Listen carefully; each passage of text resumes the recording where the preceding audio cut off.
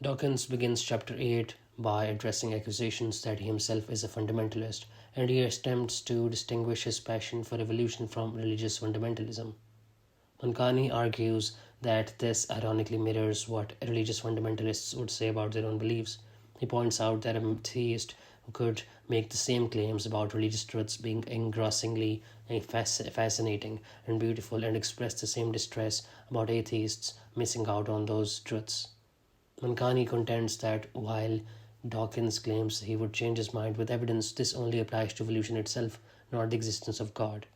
Dawkins acknowledges that many believers accept evolution while still believing in God, yet he refuses to properly examine evidence for God's existence, resorting instead to mockery. According to Mankani, Dawkins is projecting his own fundamentalism onto others, showing a lack of introspection about his own shadow in the Jungian sense.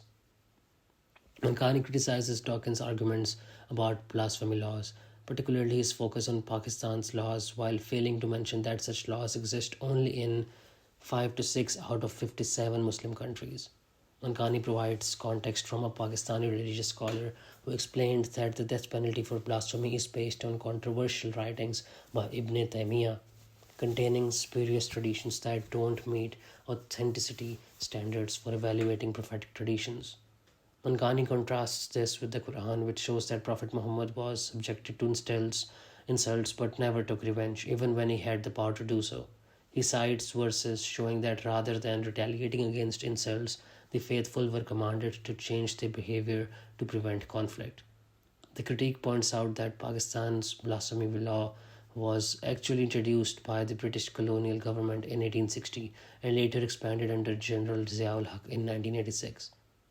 Mankani provides context about Pakistan's low literacy rate, which is 60%, and high poverty rate, which is 40%, explaining how these factors make it easier for dubious religious preachers to manipulate the masses in the name of religion. Mankani concludes that Dawkins' argument is fundamentally flawed, even if blasphemy and apostasy carried the death penalty in Islam rather than just in certain countries' legal codes. This wouldn't disprove God's existence. At most, it would be a reason to disagree with certain divine commands. Mankani then argues that Dawkins' criticism of religious stance on homosexuality is weak because, from an evolutionary perspective, widespread homosexuality would lead to species extinction. He suggests that natural selection would inevitably eliminate homosexual members and favor heterosexual ones. He challenges Dawkins' claim that religion condemns private thoughts and actions that don't harm others, arguing that such private behaviors eventually become public and influence policy. Mankani points to the rise of drag queen story hour in schools across North America and the UK as an example, claiming it has ideological roots in theories that aimed to normalize not just homosexuality but also pedophilia and bestiality. Mankani cites F. Rufo's article on queer theory, which references works by Gail Rubin, Judith Butler, and others to argue that the ultimate goal of drag performances and queer pedagogy is to disrupt traditional gender norms, subvert the nuclear family, and normalize transgressive sexuality. He quotes Butler: when such categories come into question, the reality of gender is also put into crisis. It becomes unclear how to distinguish the real from the unreal, and this is the occasion in which we come to understand that what we take to be real, what we invoke as the naturalized knowledge of gender, is in fact a changeable and revisable reality. Mankani suggests that even Dawkins acknowledges that this is a slippery slope, quoting Dawkins' statement that under some circumstances absolutism might, for all the wrong reasons in a less than ideal world, have better consequences than naive consequentialism. He concludes that without absolutionist religious morality, it becomes difficult to draw lines against normalizing behaviors like pedophilia or to answer basic questions like how many genders are there.